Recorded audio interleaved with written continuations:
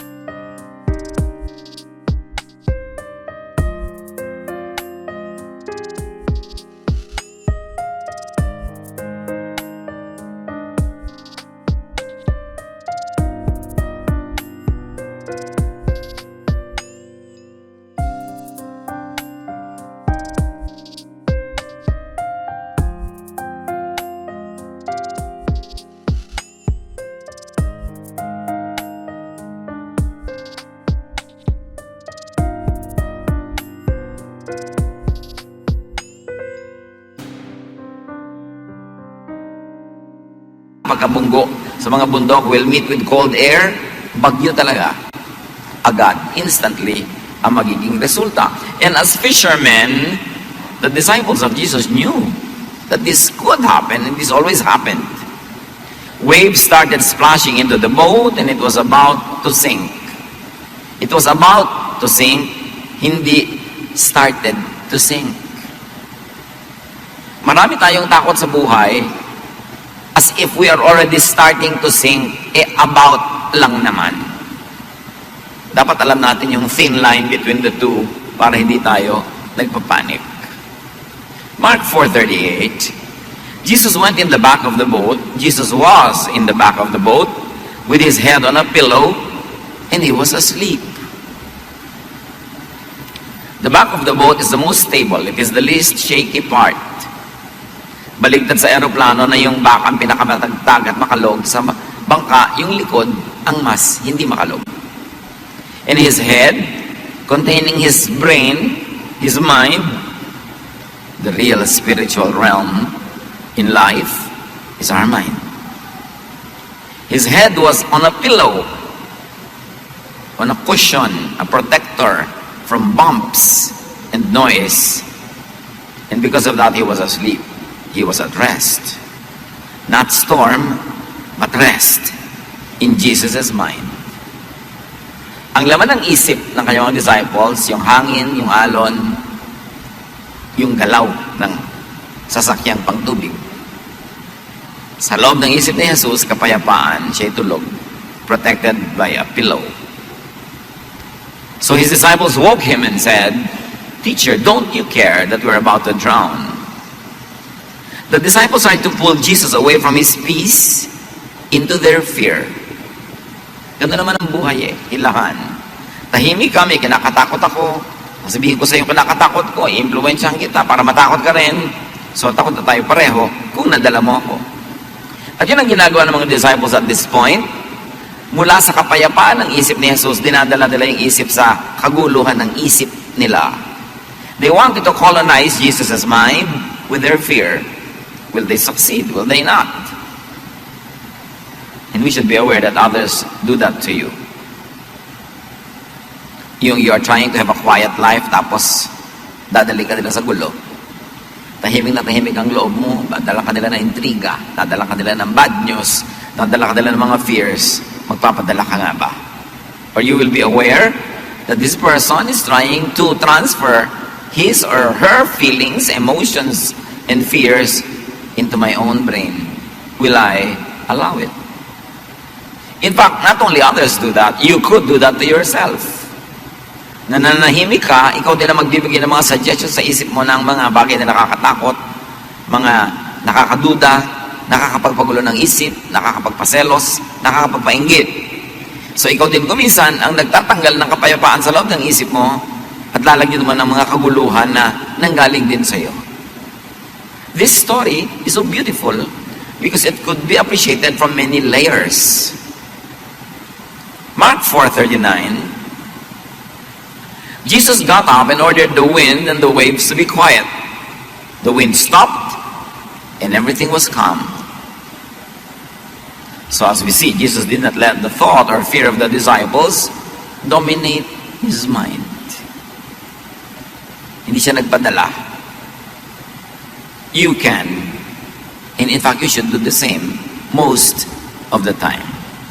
Yung mga cases naman na dapat talaga tayong maapektuhan, dapat din tayong mag-share nung iniisip nung nag-share sa atin, kasi valid. Pero maraming mga fears are born of being just contaminated by a fearful mind of another person. Dapat tayo merong paninindigan, buo ang ating loob na hindi tayo agad-agad na nadadala, nagagalit nila, natatakot, o kaya ay naloloko. Malinaw dapat sa atin, ano ang ginagawa ng isip niya sa isip ko? Ini-influence ba niya? Negative ba? Positive ba? Dapat tayong aware. Mark 4:40, Jesus asked his disciples, "Why were you afraid? Don't you have any faith?" Faith is thought. So Jesus is saying fear is lack or absence of faith. Or fear is absence of faithful thought. Fear is really thought. At yung thought na itatanim, nabubunot sa ating isip, napapapasok, napapalabas, naiimbita, napapalayas, kung iisipin natin. You fear because you let fearful thought colonize your mind. Ang antidote ni Jesus, faith. You fear because you lack faith. So kung ano man ang ating mga kinakatakutan, isipin natin yon, dapat natin yon paalisin sa ating isip at palitan natin ang pananalig. Or palitan natin ang pananalig that leads to action. Natatakot ka magutom, edi palitan mo yung takot mo ng magtanim ka, magtrabaho ka para hindi ka magutom. Still, battle of thoughts. Because our mind is the real battleground. Pag kung nag-iisip ka as talunan, matatalo na rin yung buong buhay mo. Susunod ang katawan mo sa iniisip mo. If you have the mentality of a winner, you will win. If you have the mentality of a loser, you will lose. Because the battle happens in the mind. It is the real spiritual realm, where spiritual battle between good and bad, between all contrasting ideas, happen. Kaya pinakamahalaga, binabantayan ng isip, binabantayan ng iniisip, binabantayan natin yung nagbibigay ng mga bulong-bulong sa tenga natin, ang mga nakikita ng ating mata, nararamdaman ng ating balat, ng ating katawan, kasi pwede niyang ma-influence ang ating isip. Nananahimik ka, biglang may isang dadaan na kaakit-akit, sumunod ka na, dahil sa isip mo, pumasok yung isang tukso, sumunod ang yung buong katawan, at mamaya yung buong buhay, at ang mga mahal mo sa buhay na sangkot sa iyo. It all begins with a thought. Mark 4:41. Now they were more afraid than ever and said to each other, "Who is this? Even the wind and the waves obey him." Dapat sana natahimik na sila nung napatahimik yung bagyo. Pero lalo pa rin silang natakot. These men choose to be always afraid. The same heat that melts the wax hardens the clay. So the same event that could have given them peace now gave them more worry and more fear. So it's really a choice. You can choose to be a warrior. You can choose to be always afraid, or you can make the other choice, the other extreme. So the disciples let and made more fear, not peace, park in their minds. What do you allow to park in your mind? Peace or fear? Trust or distrust in God? Worry, anxiety, jealousy, anger, lahat yan ay thoughts. Pero yung thought na yon, pag nasa brain na natin, mapapakilos na ang ating kamay, ang ating paa, ang ating bibig, ang buong buhay natin, pwedeng paandarin ang thought. In fact, lahat thought. Bakit ba yung aeroplano nakakalipad? Somebody thought of doing it. Nagkaroon ng mga unang experiment, in-improve, ngayon nakakalipad na. May nag-isip eh. Bakit ang isang karayo, may hulog mo sa tubig, lulubog, yung barko lumulutang, mas mabigat. May nag-isip kung paano gagawin yon. Ang kahanga-hanga na naisip ng mga tao, facts. Bakit nandito pa yung papel ko pero nakarating sa kanya? May nag-isip. Pag naiisip ng tao, pwede mangyari. At ang faith ay isang uri ng pag-iisip. Kaya sabi ni Jesus, if you believe, nothing will be impossible for you. Ito ang pinakamahalagang bahagi ng ating pagkatao, yung ating isip. Pero itong madalas hindi natin talaga binabantayan. Binabantayan mo yung bag mo, binabantayan mo yung kwarto mo, binabantayan mo yung bakuran, pero yung utak ko, ano-ano na lang. May advertisement na pumasok sa utak mo, hindi mo alam, naghahanap ka na pala sa fridge nung sinabi ng advertisement na kainin mo ngayon. Yung may nadinig ka, may nabalitaan ka, nakakapagpatakbo ng buhay mo yon. Dapat aware ka kung alin ang tatanggapin, alin ang tatanggihan, at alin ang partly tatanggapin, partly tatanggihan. Itong mga disciples, buong-buo nilang niyakap yung idea of fear. Now, life, like the lake, will naturally have storms and troubles. Kayo po, ano storm nyo ngayon?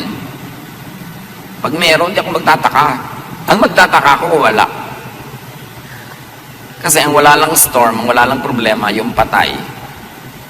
Pag buhay ka, natural. Parang, uy, may storm sa lake, natural. Sa buhay ko may problema, natural. Pero, ikaw ba yung Jesus na natutulog through the storm o mga disciples na problema, natatakot, nanginginig? Position yourself at the back of the boat where Jesus is, where there is least shake. Ano yung back ng boat? Pinag-usapan nga po natin mga kapatid. Yun yung pinaka-stable, pinaka-tahimik, pinaka-payapang bahagi ng bangka. Ganon din yung buhay natin. Merong stable, payapa at tahimik na bahagi. Halimbawa, yung bahaging hindi ka nandanakaw, hindi ka nandadaya, hindi ka nagsisinungaling, wala kang inaapi, tahimik na buhay yon. Tahimik na bahagi ng buhay.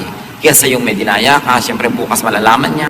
May ninakawang ka, bukas gagantihan ka niya. May sinaktan ka, gaganti sa sayo. Yun yung harap ng bangka. Yun yung makalog, magulo. Alam mo, may magulong buhay at may tahimik na buhay. Ang itinitinda mo, mga bawal na produkto, mga fake. Magulong buhay yan. Huwag mo expect yan na magiging fear-free ang buhay mo. Kasi magulo yun eh. Yung nakikipagrelasyon ka, yung pala may asawa na siya. Alam mong magulo ang susuotin mo.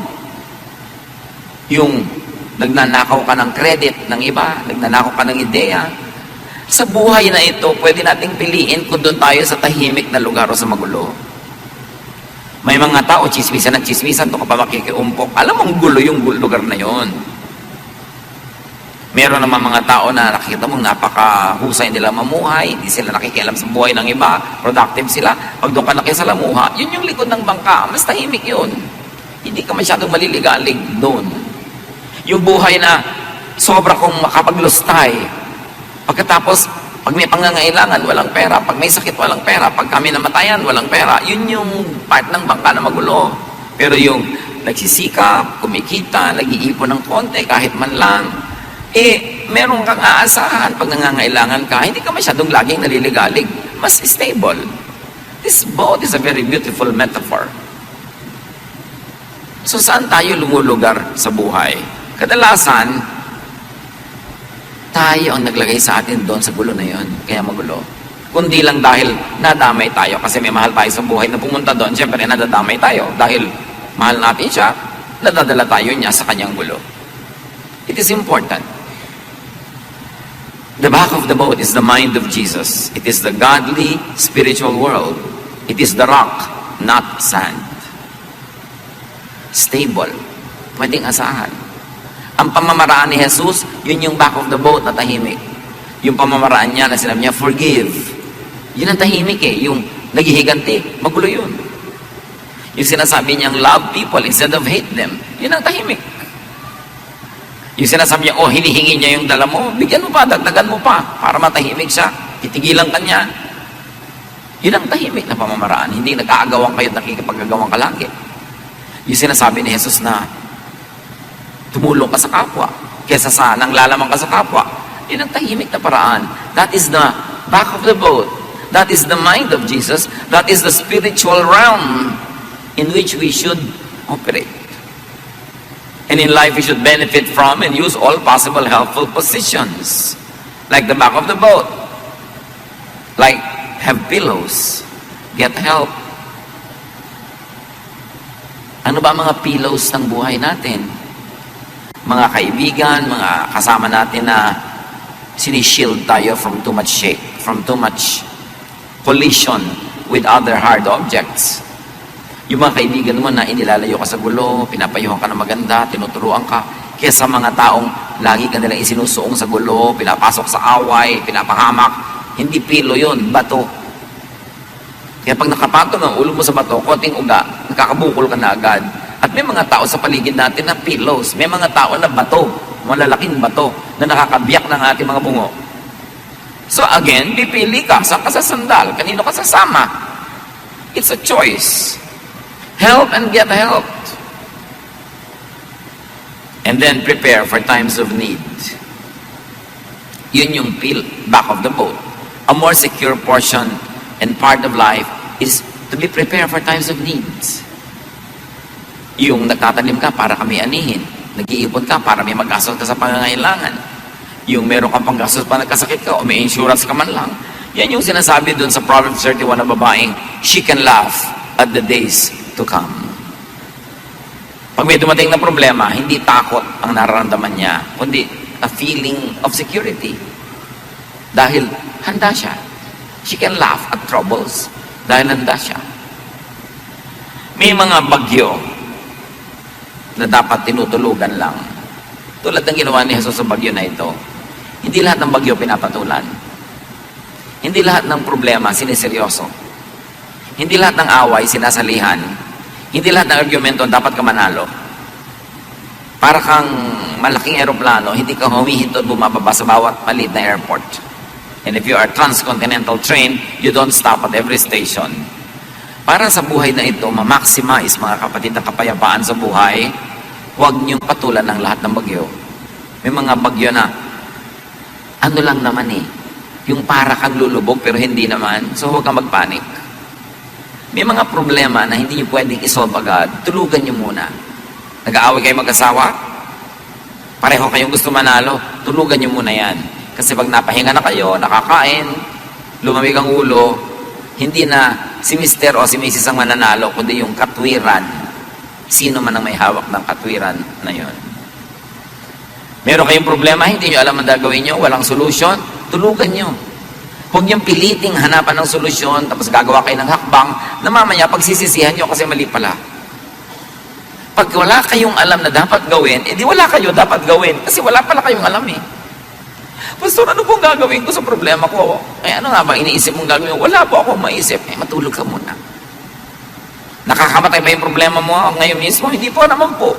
Hindi naman pala Matulog ka na muna. Magpahinga ka. Parang nung araw na nagka-counsel pa ako sa telepono, sa landline na itinigil ko, salamat na lang. Magre-ring ang telepono, alam niya naman ako, nung bagong pastor ko, talagang all mind to give. Naisip ko, 2 taon lang mauubusan ako, dapat pala hindi. I should keep something. 2:00 ng umaga, may tatawag, Pastor, napakalaki ba na problema ko? Ano yun? Ang asawa ko po, 7 taon nang nagtataksil. Sister, 7 taon na pala, bakit di natin bukas na pag-usapan? Hindi naman makakahintay ito na bukas, nakaka-7 taon na pala, bakit mo ako ginigising? Ganun po ba? Oo, ganun nga. Tumawag ka bukas. Hindi ka naman mamamatay ngayong gabi, di ba? Hindi naman po. Ayun naman pala, patulugin mo ako. Pangit ako magpayo pag puyat. So, ganun. Mga kapatid, may mga problemang itulog nyo. Galit na galit ka sa asawa mo, sa anak mo, pero it's not the time to talk. Bukas na. Pwede next week na. Itulog nyo yan.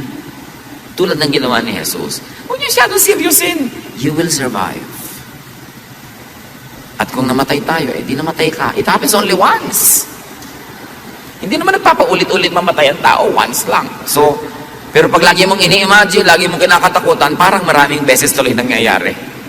Pero minsan lang yun. Saglit lang malagutan ng hininga ang tao. And that is the ultimate thing that could happen to anybody. And yet even that could happen so quickly. So, Dapat hindi fear. Lalo kung walang solusyon, hindi problema. Napakalaki po ng problema ko. Kung naisip mo na ba lahat ang pwede na solusyon? Wala pong solusyon. Naisip ko na lahat. Hindi mong problemahin. Pag walang solusyon, hindi problema. Huwag mong problemahin. Ano pang tawag doon? Yan ang buhay. Tanggapin mo. Manahimik ka and enjoy other things in life. There are things you just have to embrace because you cannot get rid of them. Kasi ang definition ng problema, may solusyon na katapat. Parang anumang imbornal, may langit pa rin katapat yan. Ngayon, kung wala siyang katapat, wala siya. Huwag niyong problemahin ang walang solusyon. Tanggapin niyo na lang, luluwag pa inyong buhay, and make the most out of it. Stop complaining and stop being afraid.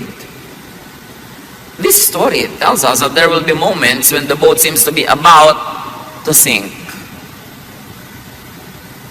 Observe if it is really sinking. If it has begun to sink. If not, do not overreact. Do not be overcome by fear. Sabi nga ng Desiderata, most fears are born of imaginings. At maraming guni-guni na nalilikha ang puyat, pagod at gutom. Kaya dapat nga itulog ipahinga. Huwag magpapasya pag takot na takot, galit na galit, o very, very emotional.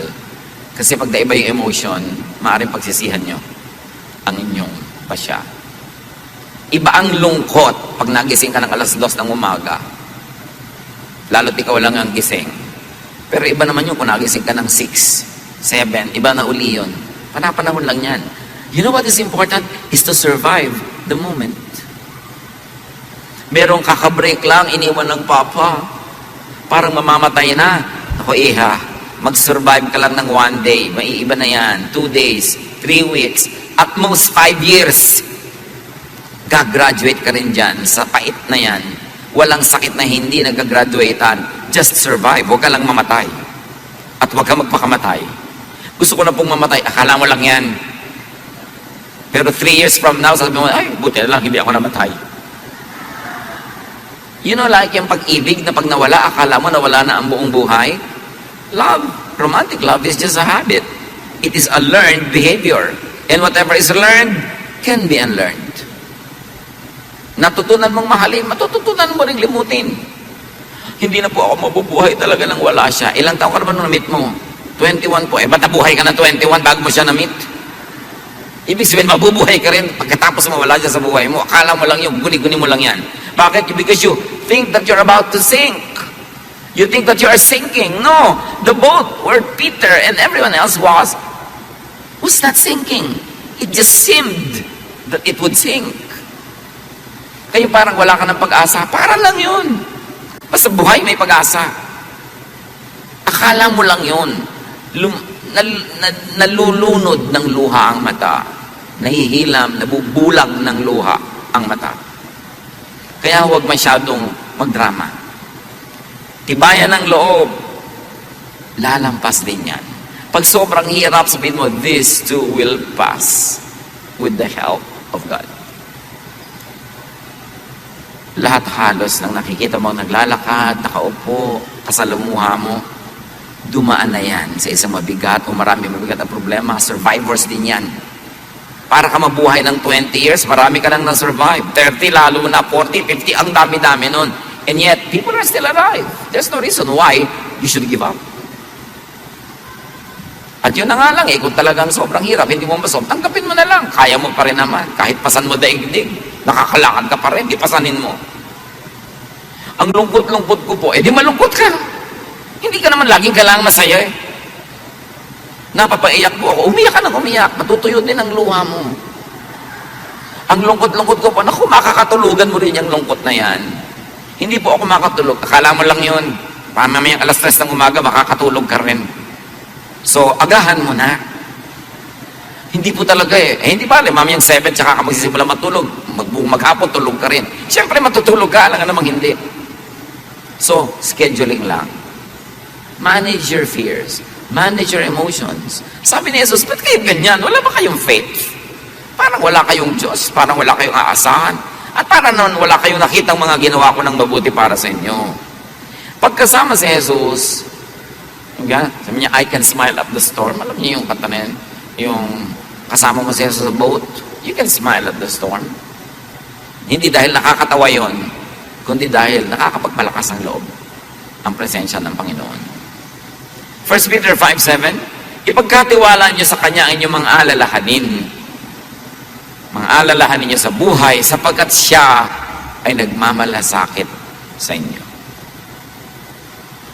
Alam niya ang pinagdaraanan nating lahat. So look at Jesus. If He is sleeping, you be at rest. If He is not concerned, don't be. Kaya mahalaga na alam natin ang isip ni Jesus. Alam natin kung anong mahalaga sa Kanya, alin ang hindi. Para huwag na natin pahalagahan yung hindi naman pala mahalaga sa Kanya. Huwag natin katakutan yung hindi naman niya kinatakutan. Why? Because Jesus is in us. Yun ang lagi nating nalilimot, that Jesus is in us. The Spirit of the Lord is in us. So meron tayong kasama, hindi tayo kahit kailan nag-iisa, at hindi tayo mahina because the Spirit is in us. Pag tinignan niyo si Jesus, hindi siya natatakot, huwag kayong matakot. Parang sa aeroplano, yumayagyag yung aeroplano, kumakalog-kalog, pero nakita niyo yung stewardess, patuloy pa yung nag-aayos sa mga plato-plato, hindi siya natatakot. O, tingnan niyo siya. Sa inyo, kung nakakatakot ito, uupo na yan, magsi-seatbelt na. So, I should not be concerned. Ikaw takot na takot, siya hindi. Magkaiba lang yung isip nyo, pero magkaiba ang inyong blood pressure, magkaiba ang sitwasyon ng katawan nyo, kasi magkaiba ang iniisip nyo. Don't be too concerned about many things.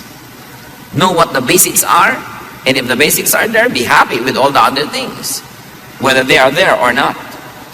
Sabi ng Panginoon kay Martha sa Luke 10:41, Martha, you are worried and upset about many things, but few things are needed. Or, indeed, only one is needed.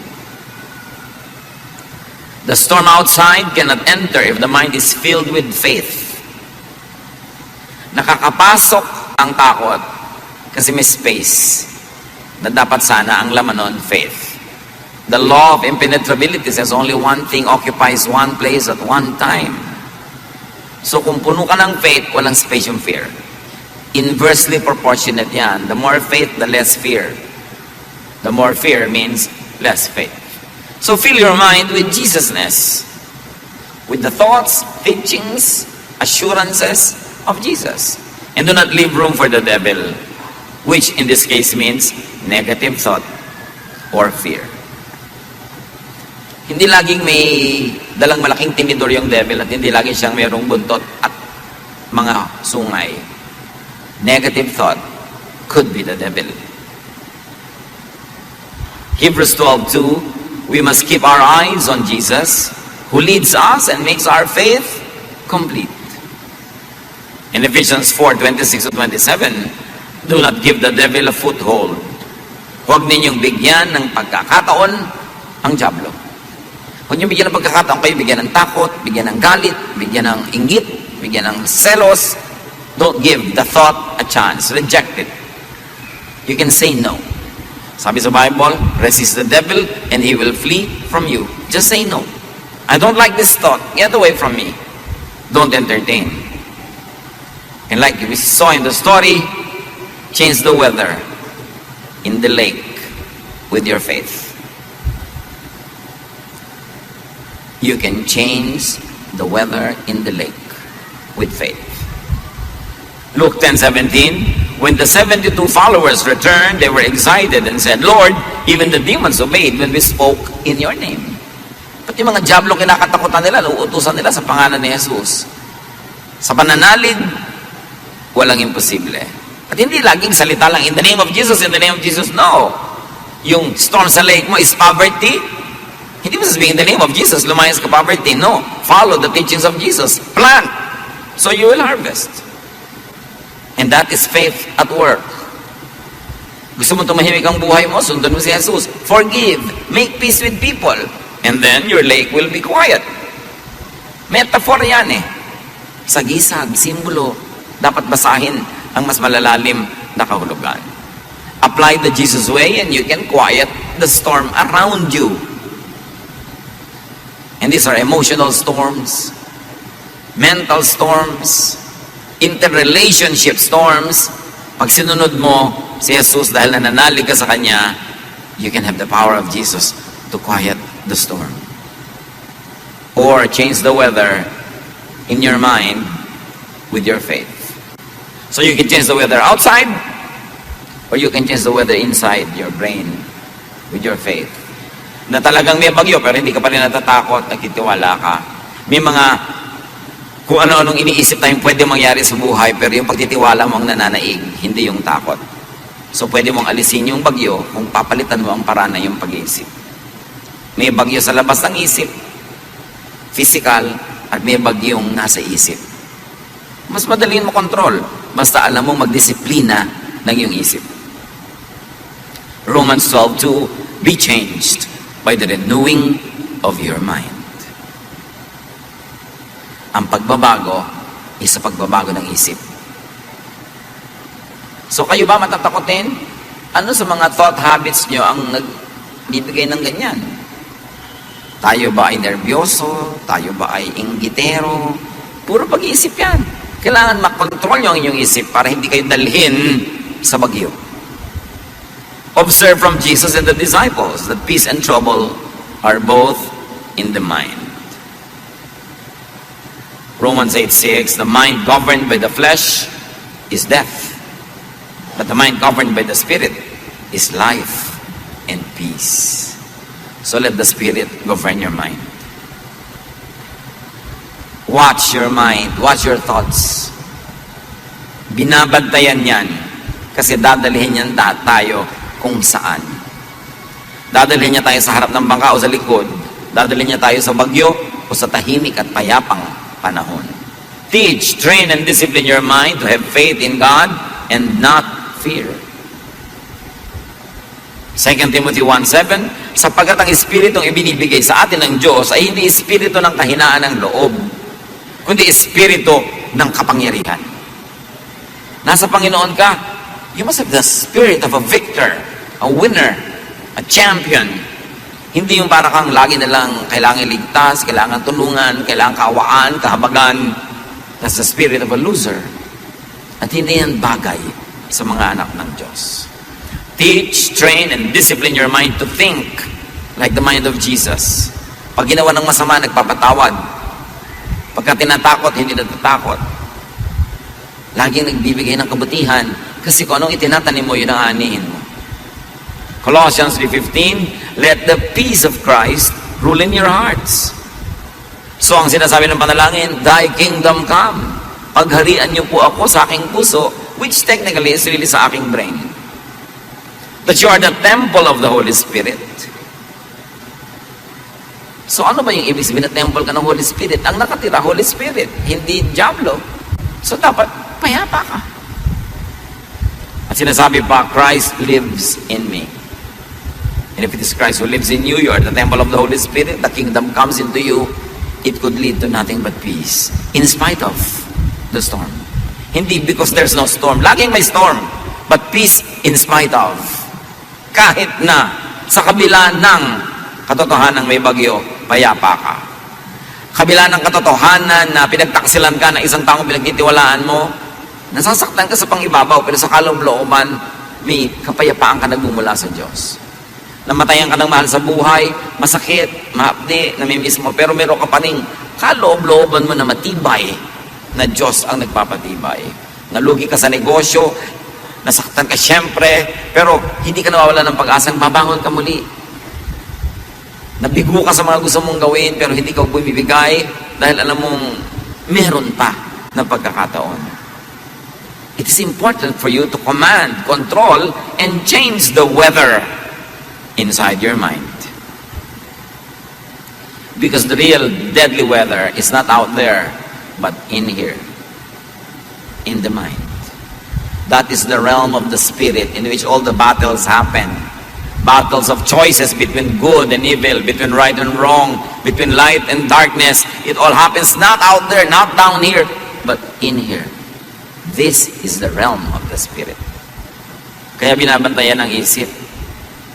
Mark 9:23, if you can, Jesus said, everything is possible for one who believes. Pag naniniwala ka at paniniwala ay isip, lahat susunod sa iniisip mo. Lahat mangyayari. Inisip niya yun. Great Wall of China, bakit nagawa yun? May nag-isip, pwede yan. Mahirap po yan. Alam mo, mahirap sa buhay yung lagi mong kasama, mahirap po yan. Umalis ka nga sa harapan ko. Nakakawala ka ng inspirasyon kausap, lagi mahirap po yan. Mahirap talaga buhay. At kung hindi ka willing mahirapan, wala ka ma-achieve.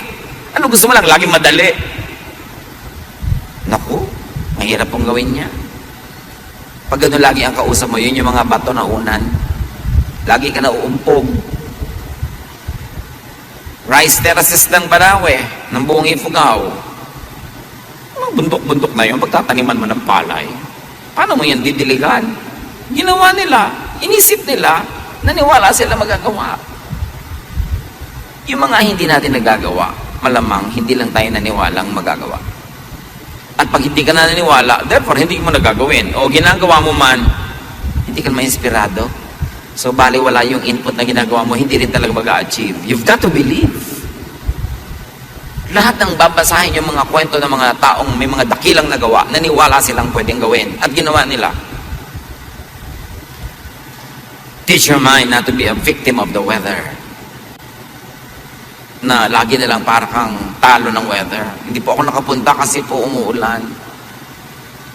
Last week yun. Ba't kahapon? Kasi po ang init. Kahit man umulan daw minute, di ka pupunta kasi ang utak mo ayaw pumunta. Every willing heart will find a reason to do it, and every unwilling heart will find an excuse not to do it. It's in the mind. So make Jesus through your faith Lord over your weather. Walang imposible. Bihirang-bihira, konting-konti lang yun. Baka hindi mo nga ma-encounter sa short lifetime yung tunay na imposible. Lahat posible. Jesus transferred the thought of peace on his mind to the outside world, to the lake, to the wind, to the storm. Such is the peace inside the heart of Jesus that when he commanded it over the weather obeyed. Greater is he that is in you than he that is in the world. At hindi lang spiritual ang ibig sabihin nun, marami pa. Yung talent na binigay sa'yo, greater than the exams that you will encounter. Yung lakas ng katawan na binigay sa iyo, greater than all the feats and all the challenges that you are facing. Greater is He that is in you. Dapat mong huwag kakalimutan. Para hindi ka nagpapatalo agad, nagsisimula pa lang, nagpapatalo ka na. Hindi ko naman kasi kakayanin, so binigay ko na sa simula pa lang. That is the spirit of a loser. Jesus did so many things. You can and should do the same. Why? Because you were made in God's image. Jesus is the firstborn of the family of God. Ibig sabihin panganay, may mga kasunod at tayo yon, mga anak ng Diyos. Ang ibinigay kay Jesus ay ibinibigay din sa atin. Hindi lahat, pero marami. John 14:12, I tell you for certain that if you have faith in me, sabi ni Jesus, you will do the same things that I am doing. You will do even greater things. Gano'n na natin na-realize sa buhay natin yon, na nahigitan mo pa yung ginagawa niya. So sabi niya, you can do greater things. Yun na lang pumantay tayo, ang laking achievement na, o sumunod man lang ng malapit-lapit, hindi sobrang layo. We have barely scratched the surface of our potential as children of God. We have barely understood the power of the Spirit that is in us. That same power that raised Jesus from the dead. The same power that made Jesus walk on water. The same power that made Jesus call the dead to rise. Nakadinig ang mga bingi, nakakita ang mga bulag, nakabangon ang mga lumpo. Sabi ni Jesus, you can do these things if you have faith.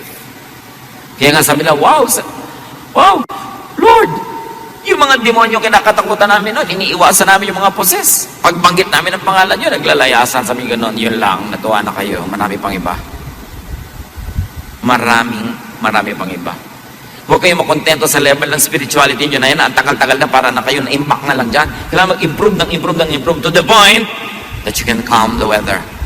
Either the weather out there or the weather in here. Being a Jesus believer and follower is being like Jesus. seryosohin natin ang ibig sabihin na tayo ay naniniwala kay Jesus. Hindi lang sa bibig, hindi lang sa isip, sa gawa. Do what Jesus did, would do, and could do. In other words, sa mga anak ng Diyos, ang mga tunay na tumanggap kay Jesus, hindi laging nakaasa or dependent. Hindi laging feeling powerless. You have a can-do attitude. You have a winner's attitude because greater is He that is in you than he that is in the world. Iniwan ka lang ng nobyo mo, papakamatay ka na. Nalugi ka lang sa negosyo, magbabaril ka na. Tagal-tagal mo rin namang walang pera nung araw bago kayo maman. Sanay ka na rin naman. Reviewin mo na lang muna. Tapos, magpayaman ka ulit. The end of a dream is not the end of the world. The end of a relationship is not the end of the world. There's no end. Because the beginning and the end is in us. The Alpha and the Omega. Eternity and eternal life is in us. Don't be limited by tiny dots in a line because a line is infinite. Huwag tayo nagpapakulong sa mga momentary failures, emotions, sicknesses, pain. Lahat yan, lilipas din. Just survive it. Hold on to God. Do what you can do. And when you don't know what to do, don't do anything. Be still and know that I am God. Sabi ng Panginoon. And as we already know, it is mind over matter. So spirit over the body. The spiritual world over the physical world. Mark 11:24. Everything you ask for in prayer will be yours if only you have faith. So kahit kupraso yung faith mo, kahit hindi ka mag-pray, kikilos na yon. Kaya pray ka ng pray, wala ka namang faith, wala rin mangyayari. Have the mind and thought of Jesus through mental focus, practice, and discipline. That's why meditation is important. It is the most underdeveloped aspect of our spirituality. Meditation changes the mind. Meditation drives the mind and the thought that is produced in the mind. Meditation is our way to connecting to the power of God. Pero gano'ng karami sa atin nag-meditate, nag-iisip, nananahimik before the Lord. No wonder, sobrang konti yung power. Laging dinidescribe ang Panginoon and wake up in the morning, so early in the morning, He would go to a quiet place and be alone with God. He would go up a mountain and pray by Himself into the night and be alone with God. Our aloneness with God could be the greatest secret to spiritual power. Yan ang dapat nating i-develop. Our meditation life. Meditative, complete. That you always contemplate. That you have a contemplative lifestyle. Na bago ka magde-decide, nananahimik ka muna.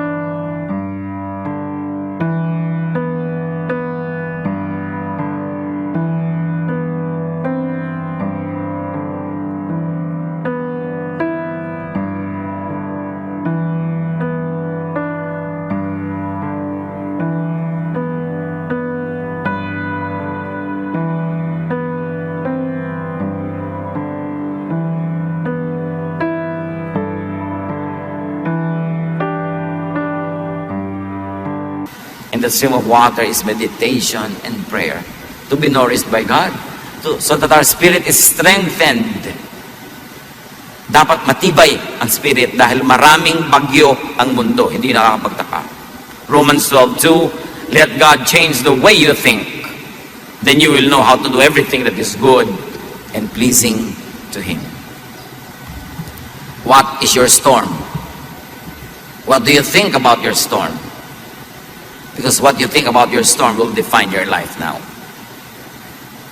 Pag inisip mo may solusyon ito, I will hang on and find it. May panalo dito kasi kakampi ko si Jesus. Then you will win. I will survive this. Then you will survive. Pero pag nagpatalo ka, nagpahina ka ng loob, the devil will take the opportunity and drag you down. That's why don't give the devil a space in your mind. Fill it with Jesus. Fill it with faith and hope and love. Dear Lord, teach us. Teach us to discipline our minds and thoughts so that in our minds, your will be realized. Pagbulay-bulayan natin makahulugan